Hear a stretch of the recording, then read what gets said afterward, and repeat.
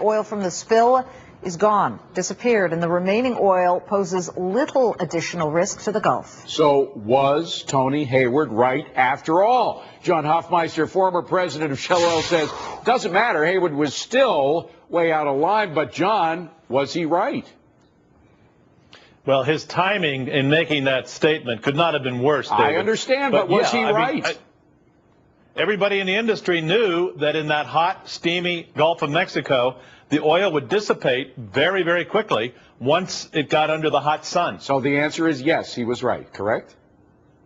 He was right, yes, but not right in what he said when he said it. Mm-hmm. John, we have seen officials make all kinds of statements. I go back to, say, for example, the 9/11 first responders, where we had the head of the APA, Christy Todd Whitman, saying that there wouldn't be any health problems and that it would be fine. And now we see, years later, really serious questions about whether people have respiratory issues.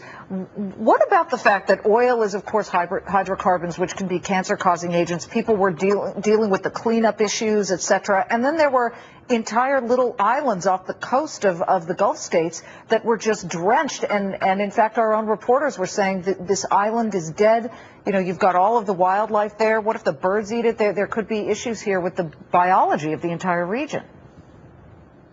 You're absolutely right. And while the oil may not be visible, the effects of the oil are still around, and they'll be around for some time. It's most particularly disconcerting in the marshes, or the islands are in effect marshes unto themselves.